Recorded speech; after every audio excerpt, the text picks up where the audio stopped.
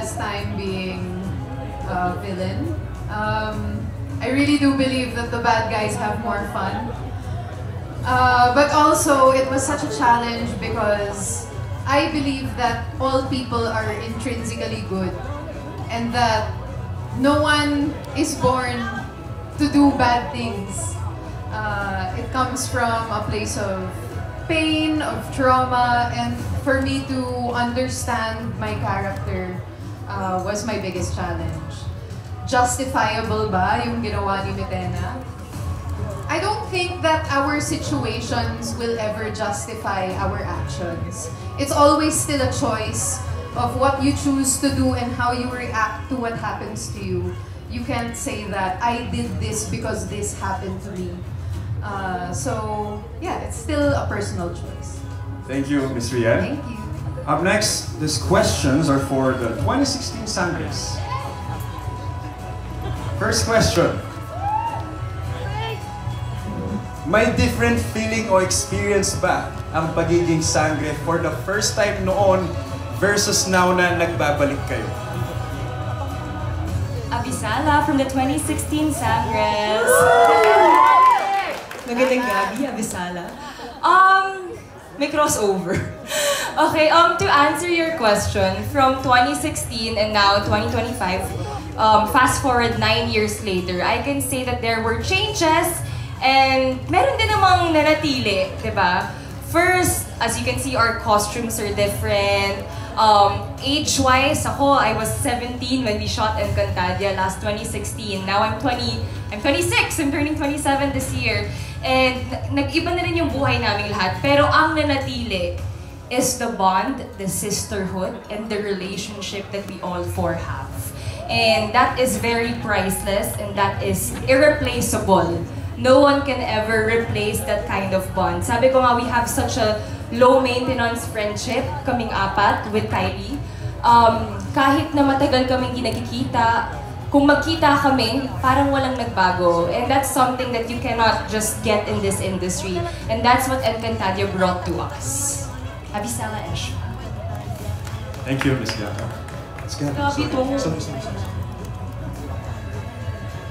Next question.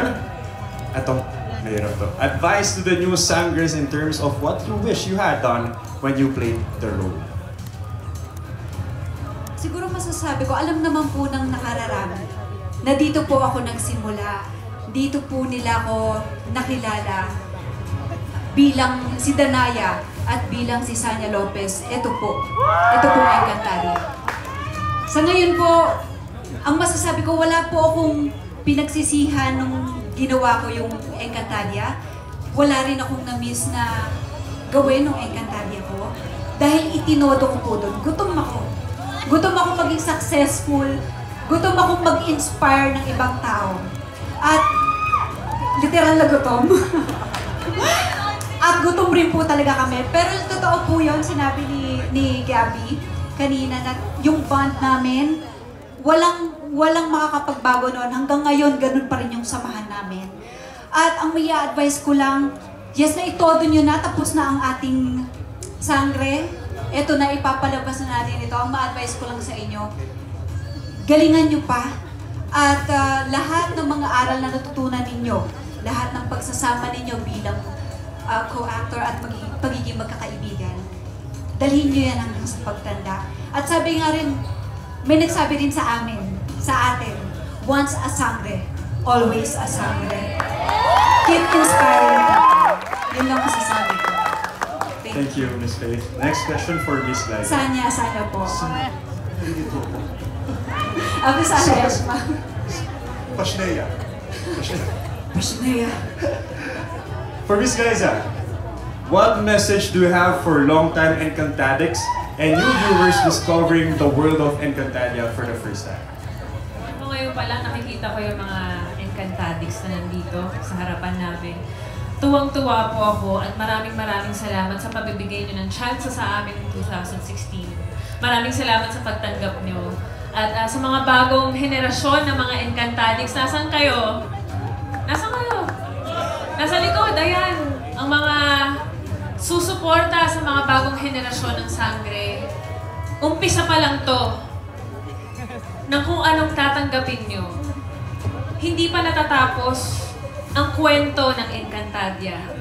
At sana magpatuloy ito hanggang sa mga susunod na taon dahil ang Encantadia ay parte ng Filipino culture at maraming aral tayo makukuha dito. Yung values ng Encantadia ay sana po ay ipagpatuloy po natin. So maraming salamat at sana suportahan nyo itong Encantadia Chronicles Sangre gaya ng pagsuporta nyo sa mga nakaraang Encantadia. Ang Sala Eshma, Eco Retiro. Thank you, Miss Liza, Miss Gabby, and Miss Sanya. And, going back to our new Sangres. This first question is for Angel and Kelvin. As a Sangre, what values do you want to communicate to audiences?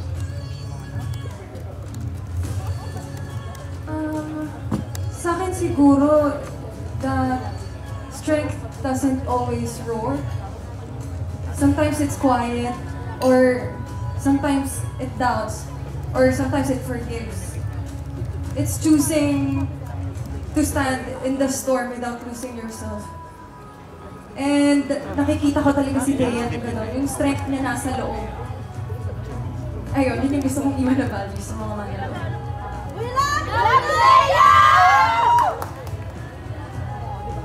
Ayun, gusto ko namang maiwang values sa manonood, sa mga bagong henerasyon, ay yung mga bagay na makakasalamuha natin ay hindi pwedeng parati lang maganda.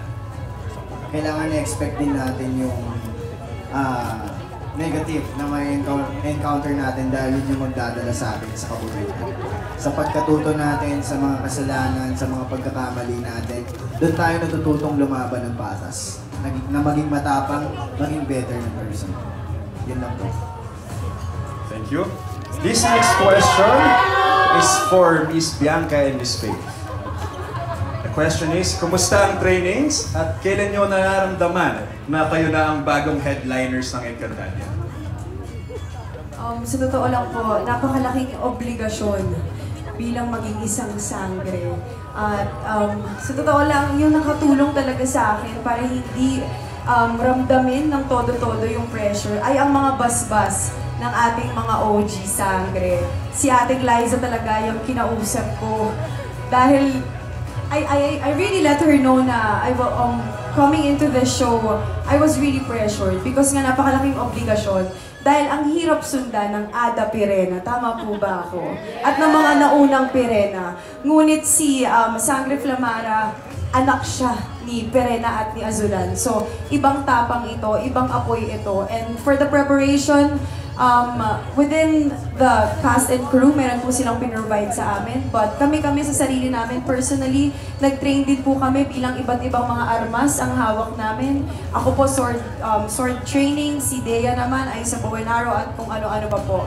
At sa totoo lang, naging mas madali or bearable itong work na to dahil sa apat na mga Sangre, dahil po sa mga kasama ko dito.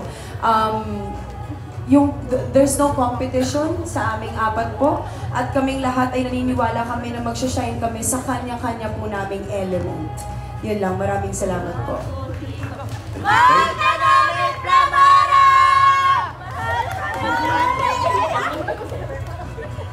Ang trainings po na ginawa namin para sa project na ito ay hindi rin biro. We cannot emphasize more that it was 2 years of our lives creating this show. And time before that even, to start training when the project was announced to us. To train for this means sacrificing not just everything around us, but ourselves. We sacrificed the things that we wanted to do. We sacrificed the time with our loved ones. We sacrificed dreams that we put on hold. Dahil gusto namin ibigay lahat ng atensyon, ng oras at pagod namin sa proyekto na ito. Because ayaw po namin mapahiya sa Encantadix na nag-aabang sa isang napakalaking mundo ng Encantadia.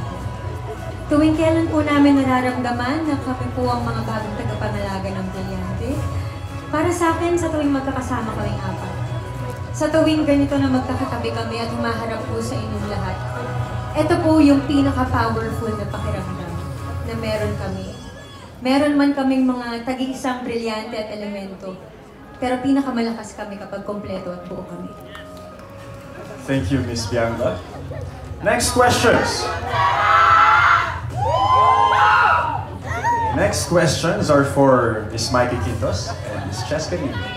First question for Mikey. Anong feeling na after 8 years ay nakabalik kayo sa mundo ng Encantadia? Siyempre sobrang saya. Makakapagbagong selfies ako.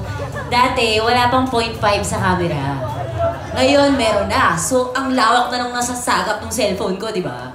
So, yun yung na-miss ko. Pero, bukod doon, bago yung costume. So, excited ako doon. Sana abangan ng mga Encantadix natin ng mga bagong pakulo ni Lira. Magpapatawa pa rin siya. Yun bago. And excited po ako na makita niyo yung storya ng apat na to. Nakita ko sa set. Paano sila magtrabaho. Grabe nga. Alam ba, eto, share ko lang. After mag-take, bubulungan ba yung mga yan? Okay ba? Talagang binabantayan nila yung trabaho ng isa't isa. At feeling ko yun din yung magic ng Encantadia. Na going into a fantasy world together, parang makes us all feel like we're part of something bigger than all of us. And yun yung, I'm sure, nafe-feel nyo every time naka-costume kayo. So, sana po supportahan nyo ang Sangre. Thank you. Thank you, Mikey. Next question is for Miss Cheska. Without spoiling anything, ano yung pinakamatinding eksena o memorable na nagawa mo para sa seryeng ito? May disclaimer without spoiling. Paano ko ikukwento? I think for me, ang dami kasing meaningful na eksena dito. Sorry, asenti ako kasi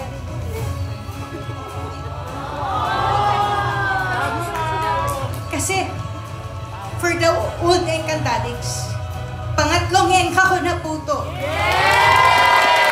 So it's really a big thing for me. But I think my most memorable scenes would be the Great War. Kasi iba talaga, guys. Abangan nyo yun. Sobrang ganda. And my confrontations with Mitena, the Rian Ramos, na napakagaling na artista. Thank you so much for all that support. Yun lang po. Thank you. Thank you, Ms. Cheska. Next questions are for the creatives. First question is for Direk Rico.